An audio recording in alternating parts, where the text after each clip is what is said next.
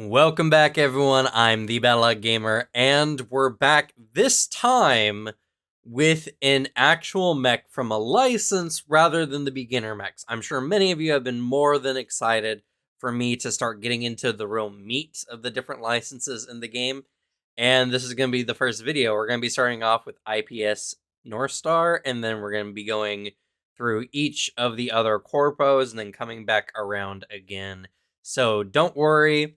If your favorite is in a different corporation, we're going to be getting to it in hopefully a timely enough fashion. Today, though, we're going to be talking about the Raging Barbarian of mechs, the Melee Master, the Blackbeard. So the Blackbeard is this wonderful mech here. I'm so glad we can actually look at some art now. It's so weird that the beginning mechs have no art. I wish they would even do something like a standard, like, default mech look for the art, but oh well. There's so much good art in the game, and now we actually get to see some of it with the Blackbeard. Has these awesome vents at the top, spewing smoke, is wielding a big-ass sword and an axe, and is covered in all these cables, which is perfect because it is a cable grappler mech, as we'll see here in a bit. But it is a size 1 mech, which is actually very important. And now we're going to kind of scroll down here, and I'm going to move my camera, or my personal camera there. All right, perfect. So, the stats. The biggest things is this mech comes with 1 armor, which is the average, but it comes with 1 armor and 12 HP, which is absolutely massive. I do think this mech is the healthiest mech with armor in the game, if I'm not mistaken. I'm not 100% on that, but I'm pretty sure this is one of the highest healths a mech can start with in the game, and having 1 armor on top of that just gives that HP bigger value. But this just makes it good at getting into the enemy's face without, getting gunned down first. It does have some weaknesses, though. Its evasion is nothing special. It's pretty average, but its E defense is really low. Now, for most NPCs in the game, E defense is not a big deal, but there are some very annoying mechs that E defense is very important with, and the Blackbeard just doesn't do well with them. So, hope you go first and hope you kill them in time, because otherwise you're going to be suffering a lot of issues. And to go along with that kind of reduced E defense, their heat capacity is also a little bit on the lower side of average, meaning they're very prone to burnout. Investing in some engineering is probably not a bad idea when it comes to the Blackbeard. Their sensor is low. That's fine. They're a melee mech. They don't need a lot of sensors. And they're not going to be using any tech attacks anyway, as they're at a -2 tech attack, which means they're just not. This is the mech for someone who's just not good with tech in general. Perfect for pilots who just want to do a good old smashing. It's a very much an IPS North Star style of mech. Now, the repair capacity is also a little bit low, but not terrible. Their save target is average. Their speed is okay.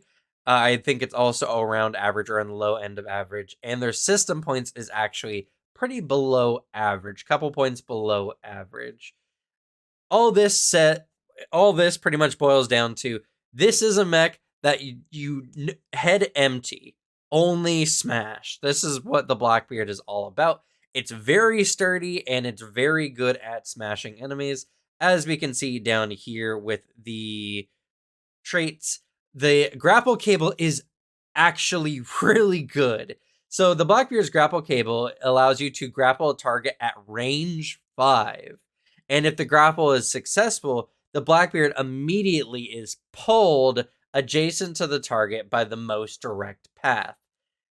If there are no suitable spaces, the grapple breaks. So pretty much you can't do this if the enemy is within 5 spaces, but there is like a size 1 block in the way. But the reason why this particular trait is so good is this is a efficient action. You don't need to expend any of your movements to essentially grapple the enemy, and then it also counts as your movement coming in.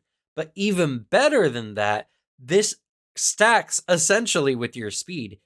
If you do things right, your Blackbeard technically has a speed of 10, not including the use of boosters, as they can move 5 and then grapple an enemy and be pulled 5 more spaces up to them.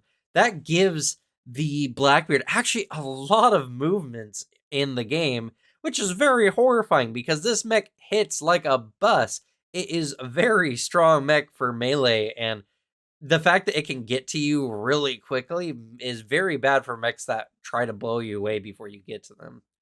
So, along with the grapple cable, we also have the lock kill subsystem.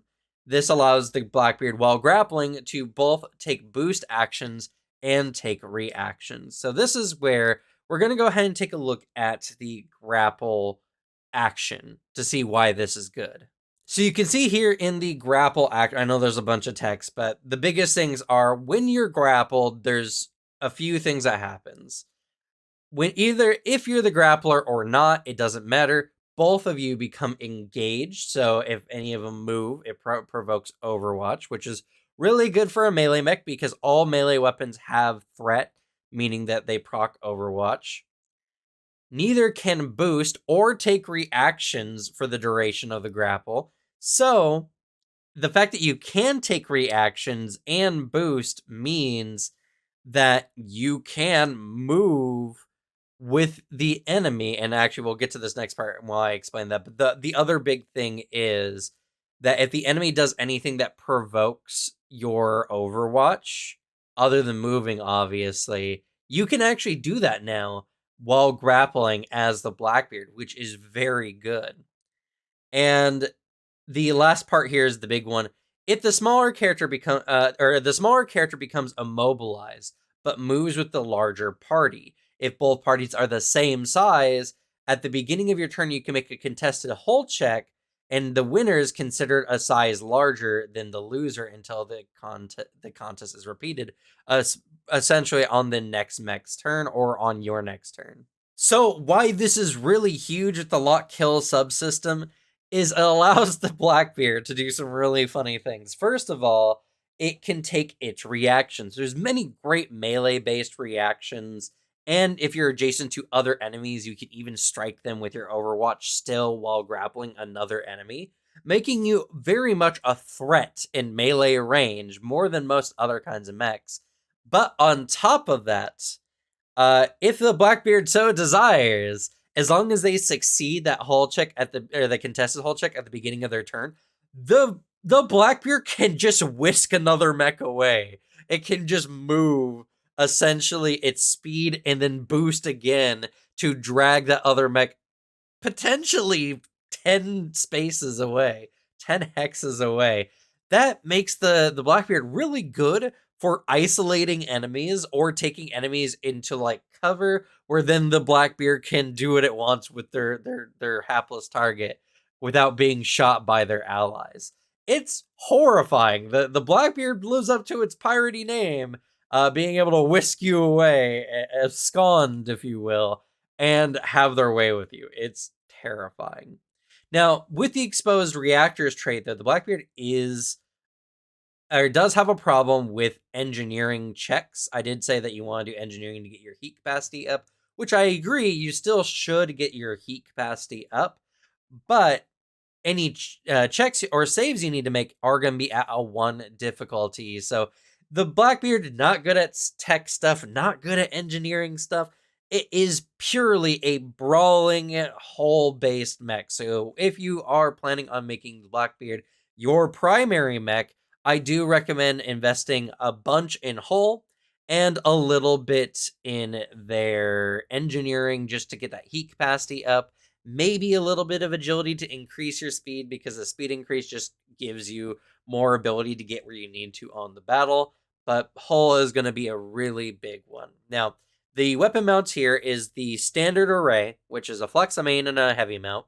Now, main mounts are terrible, as we all know, but this is good because the main mount can be used with the heavy mount to use a super heavy weapon, typically a melee weapon. Granted, I don't think there is a super heavy weapon for the Blackbeard, we'll have to check in just a moment. But the flex mount is all really good, and there's actually a really clean setup with the Blackbeard here using these mounts. But we're going to go ahead and look at the bottom trait here. And I know last time I kind of obscured some of the text. So what I'm going to do is, it's going to look very unaesthetic, but I'm going to lift my camera up here, go mid-screen, just so you can see the core system here, which is Omni Harpoon. Assault Grapples is the name of the system, but the active is Omni Harpoon. And it's really good. So what you do is you can launch grappling harpoons at any number of targets within range 5 and line of sight. Affected characters must make a hull save or take 2d6 kinetic damage and be knocked prone. They're then pulled adjacent to you or as close as possible. They become immobilized until the end of their next turn, and on success, they take half damage and are otherwise unaffected. So what this means is you go in, you just shoot cables everywhere, pulling any enemies in close to you. They are prone, which is pretty nasty. And on top of that as well, they're immobilized, so they can't even stand up on their turn, which is really bad. They have to spend a turn on the ground. Now, all attacks against prone enemies are at a +1 accuracy. And you are, of course, the Blackbeard, who's probably going to be, wailing on these enemies as they're pulled in. Even if this is just against a singular enemy, it's still good, because it still does 2d6 kinetic damage if they fail the check, and they're pulled to you, and they're prone, making them very, very vulnerable to your next action. And this is all done as a quick action, meaning that the Blackbeard is really good at just disrupting a whole enemy's front line. I'm going to drop my camera back here because it's a little weird that it's up like that. Ooh, a little too low. And now we're going to take a look at some of the other parts of the license. So for the rank 1 of the Blackbeard, we have the Chain Axe. It's just a really solid melee weapon. It does a d6, which is some really good damage for weapons. I probably should do like an average stat list for weapons as well. Maybe something I'll do in the future. And on critical hit, enemies become shredded, which is very, very nasty. It has a threat of 1, and it's reliable too. Overall, it might not be the best main melee weapon in my opinion, but it's really good, and it's really good for the Blackbeard if you're taking it with your Blackbeard, as it allows you to, 1, have a really good melee weapon, but 2, it's reliable. So no matter what, as long as you're swinging, you're dealing damage to the enemy, which is really, really good. Next up is synthetic muscle netting. Now, synthetic muscle netting is really good, but I would say it's better for the Blackbeard to take the Formarian frame core bonus once you hit rank 3. That makes your mech a size 1, and synthetic muscle netting treats you as being a larger size for the sakes of grapples and rams. So essentially, this lets you ram a target larger than you, and you count the same size as the target you are grappling as long as they're larger than you when you grapple or ram them. And if you are the same size as the target you're currently grappling or ramming, they're considered a size smaller than you. Additionally, this also increases your mech's lifting and dragging capacity, making it doubled. Overall, a really, really good thing, and this is perfect for the Blackbeard. As I said, they kind of can just kidnap other mechs on the battlefield. This is really good, but the reason why I say the Formarian frame core bonus, which is an IPS North Star core bonus, is the Blackbeard doesn't have a lot of system points. And to be fair, the Blackbeard license doesn't have a lot of systems to utilize, but you just don't have a lot of system points as the Blackbeard. And so I would say those are a much more finite resource than the core bonuses, even though you get obviously less core bonuses. I just feel like there's a lot of things you can do with the Blackbeard's core or system points more than using for this when you can just get the Formarian frame. So in any regard, this is really good. A must take for your Blackbeard at, once you're at rank 2, but once you're at rank 3, you might want to swap to the Formarian frame. And as well as something as that's important to mention. This is also really good as a 1 rank pickup in the Blackbeard license for any mech if you want to kind of add some grappling into the list, because any like size 1 mech can really benefit from this, allowing them to more easily grapple their enemies, especially if that's not built into their kit. Overall, synthetic muscle netting is a very, very good 2-point system that you can pick up for just 1 rank in Blackbeard. So rank 2, obviously you get the Blackbeard, but in addition to that, you can actually put the Blackbeard's flex mount into good use, as you can take the Bristlecone Flechette Launcher. That's a big mouthful. And I really like this one. It's a 1 burst around your mech, and it does 1 kinetic damage, but this weapon ignores range penalties for engaged, so if you're grappling, and it deals 3 kinetic damage to grappled or biological targets instead of 1. This is just the perfect one. Since the Blackbeard always wants to be up in the enemy's face, this is a very, very good launcher, as it allows you to do 3 kinetic damage. That's so good. 3 kinetic damage, and you can put 2 of these in your flex mount. That's 6 damage on a full action if you're using also a melee strike along with it, 2 of your weapon mounts. Very, very good, very, very solid. Bristlecone Flechette Launcher is really good and is great for any grappler mech, no matter what you're using, but especially the Blackbeard. You can do this in addition to your core system. You can activate it, pull a whole bunch of enemies in, and then damage all of them with a 1 burst, because it's a burst. So it's not even focused on one enemy. You're going to hit all of them with your Bristlecone Flechette Launchers on your flex mount.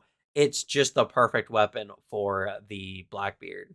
All right, and now we have the Nanocarbon Sword. This is a really good one, and it's not super heavy. I thought it was a super heavy.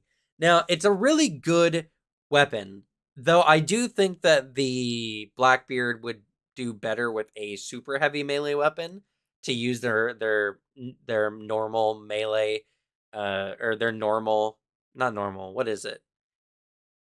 1 second, I've forgotten the name. The main mounts, to use with their main mount.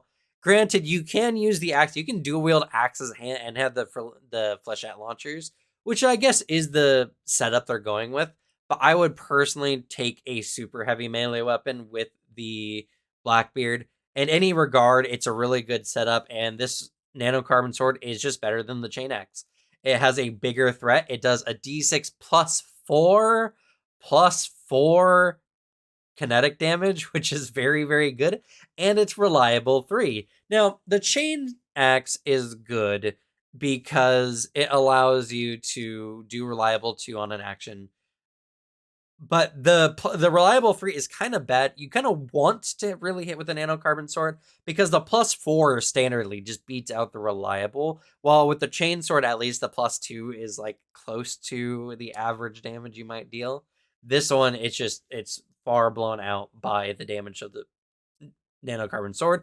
But excuse me, in any regard, it doesn't matter if you're coming in swinging with both your melee weapons. You're doing a minimum of 5 kinetic damage with the 2 reliables, which is really, really good. So that's rank 2, and now we're going to talk about their rank 3. For rank 3, reinforced cabling is a very, very good system. The only, well, not the only other system. They have one more system, but a good system that I do think is actually worth 2 of the system points from the Blackbeard. You get the grapple swing as a free action, and essentially what happens is, as a free action once per turn when you're doing your standard move, you can fly in you count as having a fly speed in a straight line as long as there's a clear path and there is an object or surface for you to grapple onto.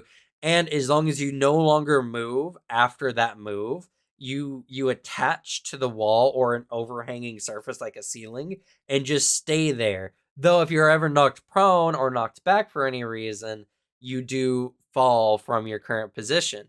This is really good, and a good reason why you might want to take some agility with your Blackbeard, as this allows you to essentially go anywhere. It's like 3D gear from Attack on Titan, where you can just go anywhere and attach to walls and stuff like that, giving you a really high amount of extra maneuverability for your Blackbeard, which is also horrifying because it means nowhere is safe for any mech when it comes to the Blackbeard. You also do get an additional quick action that comes with the cables, which allows you to make a contested hull check against an enemy within range 5, which, funny enough, is the grapple range for the Blackbeard.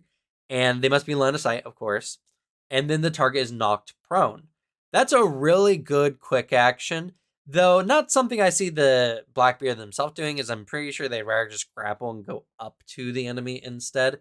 But a really good action, and a really good if you're currently grappled to the ceiling and you want to knock an enemy down for an ally or something, or you're using this is really good off of the Blackbeard for the fact that you can use this to knock an enemy away from you prone, which means as a standard action, they have to stand if they want to get to you, and they can't take any boost actions while they're prone. It's really good for keeping enemies away from you. So it's 3 ranks into Blackbeard, which is quite of a big pickup. But honestly, for a good medium range mech, it's not a bad pickup. And last but not least, we're going to talk about the Sekhmet or the Rager NHP. It's really good. It's worth 3 system points. As I mentioned before, the Blackbeard starts off with 5 system points. And even though you do get some as you rank up as a pilot, for your, it's not, is it grit? I can't remember. I don't think it's grit. I think they have another standard name for it, but you do get extra system points for that, obviously. Even then, it just doesn't leave you a lot with the Blackbeard to utilize. So the Sekhmet NHP is really, really good.